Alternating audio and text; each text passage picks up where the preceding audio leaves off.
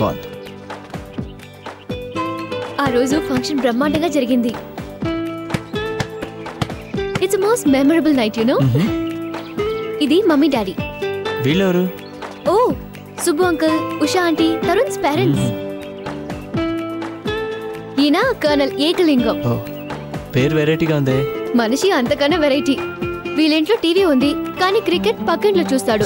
వీళ్ళింట్లో fridge ఉంది, ice water పక్కింట్లో తాగుతాడు. కనీసం సంసారాన్ని ఇంట్రో చేస్తాడా లేకపోతే? అమ్మో పైకి జెంటల్ గా కనపడతావు గానీ నువ్వు స్పీడే. ఈవిడెవరు? ఇది రుక్కు, తరుణ్ వాళ్ళ ఇంట్లో కుక్కు. లవ్స్ అనే టాపిక్ తప్ప ఇంకోటి మాట్లాడదు. బోర్ కొడుతున్నానా? లేదు, నిన్న మా నాన్నమ్మతో మాట్లాడాను. నీ గురించి అడిగింది. నా గురించా? కంగారు పడకు. మా నాన్నమ్మ 1940s లో అందరినీ ఎదిరించి లవ్ మ్యారేజ్ చేసుకుంది. Thank God. నీ గురించి విన్నాక ఒకసారి చూడాలంటుంది. ఏం చెప్పావు నా గురించి? ఆవిడని తీసుకొస్తాను, మీ ఇద్దరు మాట్లాడుకోండి. హాయ్ ప్రకాష్. మధు చెప్పడం మర్చిపోయాను. నెక్స్ట్ మంత్ బాస్కెట్బాల్ కాంపిటీషన్స్ కి నేను సెలెక్ట్ అయ్యాను. ఓ గుడ్. ఇప్పటి నుంచి ప్రాక్టీస్ పెంచాలి. తరుణ్, నేను మధు కొంచెం పర్సనల్గా మాట్లాడుకోవాలి. ఒక 5 నిమిషాలు నువ్వు. I'm sorry. చా మీరేదో మాట్లాడుకుంటే మధ్యలో నేను వచ్చి I'm sorry Prakash. Sorry Madhu. నేను క్యాంటీన్లో వెయిట్ చేస్తుంటాను. తరుణ్ ఫీల్ అయినట్టున్నాడు. మీరిద్దరు ఎప్పుడు కలిసి ఉంటారు కదా అని. నేను తరుణ్ హర్ట్ చేయాలని మాట్లాడలేదు మధు. తరుణ్ వినకూడదు. నువ్వు నాతో మాట్లాడక్కర్లేదు. నాకు సంబంధించినంత వరకు నేను అంటే మేమిద్దరం. ఇంకెప్పుడు ఇలా చెయ్యొద్దు.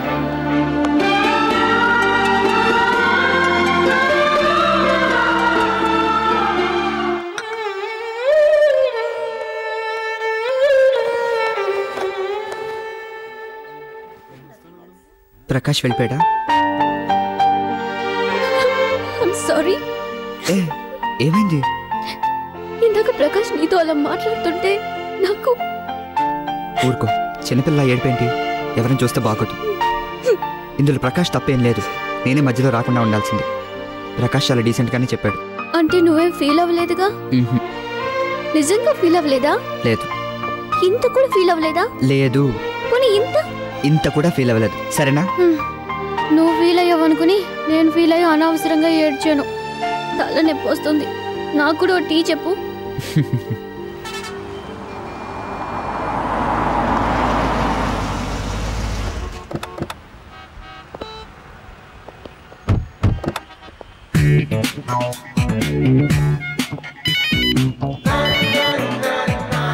ఎరోయ్ సతిగా ఏం చేస్తున్నావు?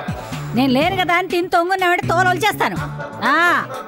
పెరట్లో పేడ దించి పిడకలు కొట్టించు. నేను వచ్చేసరికి పిడకలు పెడపెడ ఎండిపోవాలి. ఇదేంటి? దూద్ పేడ మేడం. ఇక్కడ కూడా పేడే? నానమ్మ దూద్ పేడ అంటే పాలకోవా. మరి ఆ ముక్క తెలుగులోనే ఆడవచ్చుగా. 1 కిలో ఇవ్వు. ఇక్కడే తింటారా? వీటిని చూస్తే మనం చేసినట్టున్నాయి. మేమెట తింటాం? చుట్టాలకులే కట్టు. నానమ్మ నువ్వేంట్రా ఏం మాట్లాడినావో తీసుకొస్తావు గాని. ఇదేంట్రా అబ్బాయి? Carrot halwa madam. Carrot halwa ఏంటి బొందా? క్యారెట్ తో కూరలు చేసుకుంటారు. చేత కాకపోతే నేర్చుకో. ఇట్టా నీ ఇష్టం వచ్చినట్టు తయారు చేసావనుకో తినేవాళ్ళ కడుపు చెడిపోతుంది. నానమ్మ నీకు అవన్నీ ఎందుకు? పద. నువ్వు ఉండరా. వాడు చేత కాక క్యారెట్ తో హల్వా, క్యాబేజ్ తో కోవా అంటున్నాడు. అట్లాంటి ఏం చేయమాక ఆరోగ్యాలు పాడైపోతాయి. నీ దుంపదేగా. నానమ్మ మధు వాళ్ళ ఇంటికి వెళ్ళిన తర్వాత కూడా ఇలానే పెళ్లి పిల్లలు అంటూ నీ ఇష్టం వచ్చినట్టు మాట్లాడుకో. ఇదే ముక్క గోదావరి బ్రిడ్జి దాటుతుంటే చెప్పావు. విజయేశ్వరం లాకుల దగ్గర చెప్పావు. ప్రకాశం బ్యారేజీ ఎక్కుతుంటే చెప్పావు. ఇంకెన్నిసార్లు చెప్తావురా? వయసు నాకొస్తే చేదస్తా నీకు వస్తుందా? పద.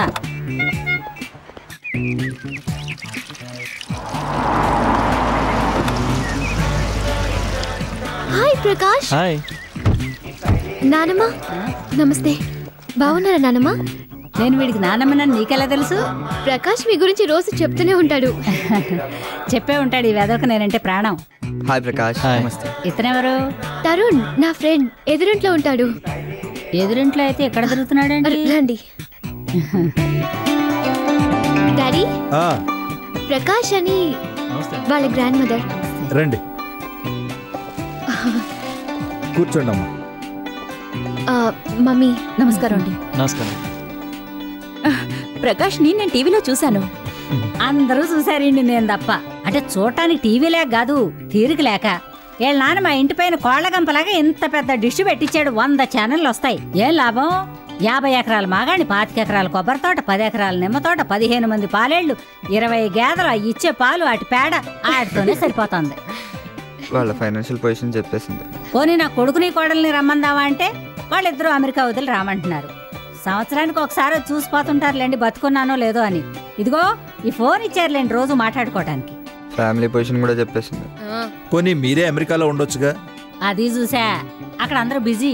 మా అబ్బాయి వ్యాపారంలో బిజీ, మా కోడలు ఉద్యోగంలో బిజీ, వాళ్ళ కారు డ్రైవర్ నీకురో బిజీ, వాళ్ళ ఇంట్లో అడ్డులతోనే పని మనిషి బిజీ. వెళ్దామా? చూసారుగా వీడు బిజీ. అందుకే వీడు అక్కడే ఉంటే ఎవరో పట్టించుకోక ఏ తెల్లతోలు పిల్లను తీసుకొచ్చి నానమ్మ నీ మనవరాలు అంటాడని భయపడి నాతో పాటు తీసుకొచ్చా. టీ తీసుకొస్తానుండండి. ఎందుకమ్మా అవన్నీ?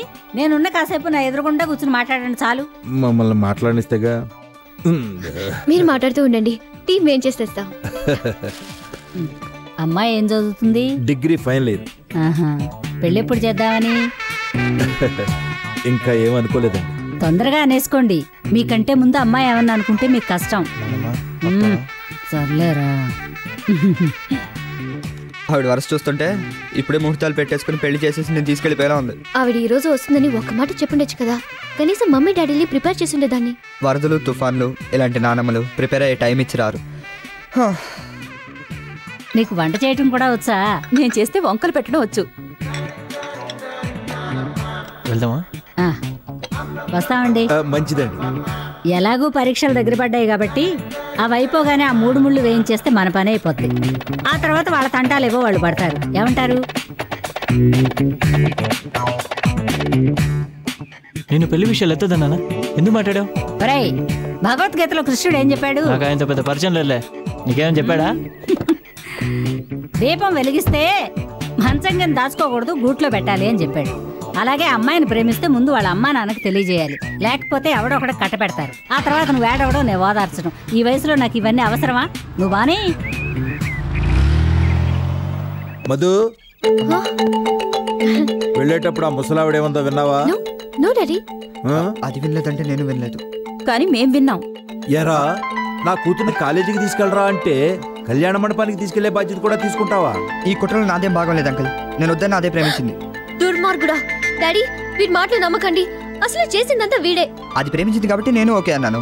ఆయన మందు కొట్టే వాళ్ళకి సోడా కలపడం తప్ప అంకుల్. చదువుకోమని కాలేజీకి పంపిస్తే ఈ ప్రేమలో గేములు ఏంటి? Sorry daddy, shall I drop it? ఎందుకు డ్రాప్ చేసుకోవాలండి? 2 ఏళ్ల తర్వాతైనా దానికి పెళ్లి చేయాల్సిందేగా. అదేదో ఇప్పుడే చేస్తే తప్పేంటి? అబ్బాయి బాగున్నాడు, మంచి ఫ్యామిలీ, పైగా వాళ్ళే కోరి వచ్చారు, కాదనకండి. అంతేనట్టావా? ఎరా, నువ్వేమంటావు? నీకు ఓకేనా? మీకు ఓకే అయితే నాకు ఓకే.